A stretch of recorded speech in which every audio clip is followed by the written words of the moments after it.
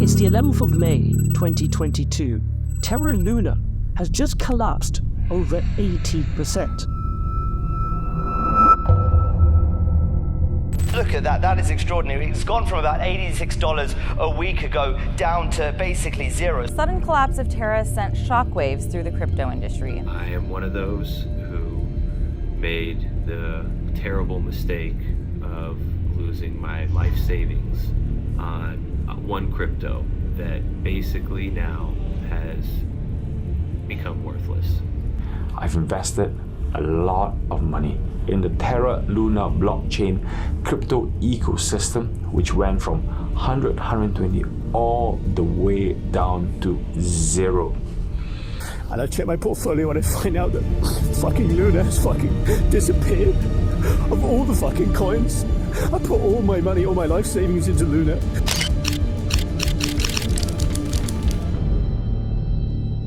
It's not even a single penny I could pick up. I, like many others, had a fortune invested in Terra Luna. I had spent the previous few years, even when others had not heard of this small project, slowly, gradually building my position in Terra Luna. As the price of Luna dropped from highs over $100 down to virtually nothing, I was left with a loss of over £230,000. My biggest ever loss, and it happened in days. Here are 4 things I learned from that painful experience.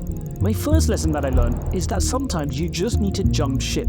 You need to take your losses. In the past, I've had startups which I haven't cut my losses on. I have had team members who I've recruited have known that they're not a good cultural fit but have hung on for too long. I've had startups which I've invested in when I can see things are going alright, but I've still doubled down. And this is a continuous struggle. You need to learn when to put in your stop loss, when to get out, when to call a bad trade or a bad investment a bad investment. Now, what makes the Terra Luna situation even worse was that I should have been trimming profits, and I didn't follow one of my other rules, which was to make sure I'm trimming profits into more stable cryptos like Bitcoin and Ethereum. On this particular occasion, because I had such a low cost basis, I just let my position ride. I wasn't to know that it was going to collapse all the way to zero, but I should have expected it. As people are looking to build wealth or investments or startups, we're always looking for the next big opportunity. But one skill really successful investors and businessmen have is their ability to jump ship, to call a spade, to let go, to accept loss, take the learnings, and keep things moving. And that's one thing I didn't accept with Terra Luna and I failed on. The second thing I learned was, this is all just a game. Hear me out.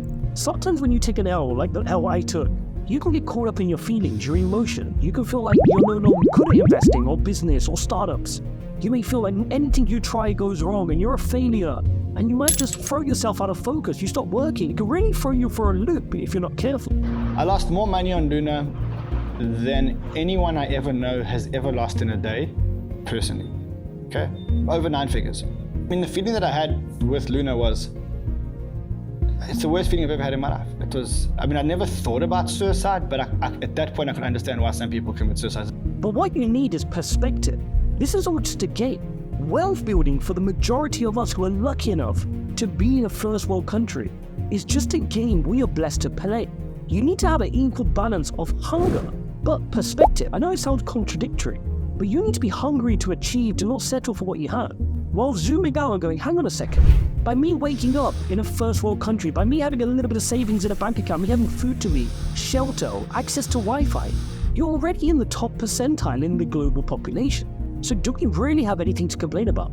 And when you let the shackles off like that and put that perspective in your life, it really gives you the freedom to go and be a little bit more ballsy in your approach, to take some risks, knowing that, hang on a second, even if I lost everything, I'm going to be okay. I'm going to go see my family, I'm going to go for a walk, I'm going to have a bite to eat, and I'm going to come again tomorrow and play again.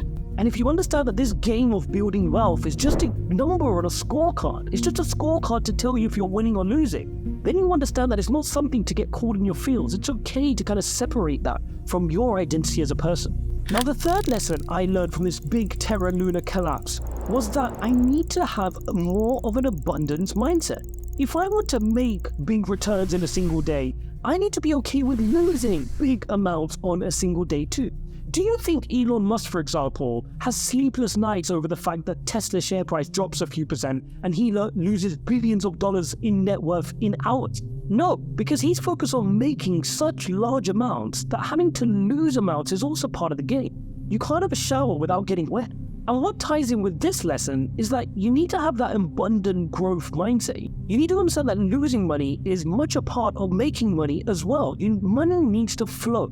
And if you keep having a scarce mindset around money, guess what? You're never going to attract it. You need to be able to make money, let it flow. That money was not destined for me. It was destined for somebody else. In this case, Do Kwon the scammer. But seriously, guys, you need to have an abundant mindset. If you want to make thousands of dollars a day, for example, but you're not comfortable risking hundreds in a day, then your dimensions are all out. You got to be okay risking something to make something. That is capitalism. That is business. That is investing. The final lesson is one which luckily I already followed from guidance from my mentors in the past, but it really reinforced it for me. It's the importance of diversifying, right? We all know about it. Diversification. You've heard it before. But in moments like this is when you count your lucky stars and you're thankful that you diversified your portfolio. It was so easy for me to add more Terra Luna when it was doing well. Add more, go to a bigger part of my portfolio. But fortunately, I only allocated what I said I was going to allocate, and I didn't allocate any further. Now, what I could have done better, and the lesson I have learned, is that I should have followed my rule, which I already had the rule, to trim my profits. I should have trimmed my profits. When the Terra Luna position got bigger than the percentage of my portfolio that I wanted it to get to, I should have followed my rule, trim the profits into Bitcoin, Ethereum, or even stablecoins. But I didn't follow my rule. I let FOMO get the better of me. Ultimately, your number one job as an investor in cryptocurrencies or anything is to keep yourself in the game. If you imagine yourself as a game character, you need to make sure you do not lose your last life. If you've got one more life left, you can make it. And so you need to make sure you do not lose all of your capital. You need to keep yourself in the game. And if you think like that, then you're going to spread out your investments a lot better. You're going to diversify properly, knowing that any one given cryptocurrency can collapse. Technically, Bitcoin can collapse. USDT Tether could collapse. And if you have that mindset where you prepare for the worst and expect the worst, then you're going to be in a good position where you've made sure if any given one project collapses, you're going to be okay. You're still in the game, you've still got another at-bat, and you're ready to go the next day. So there you have it, guys. 4 important lessons which I learned from losing over £230,000 in a single day.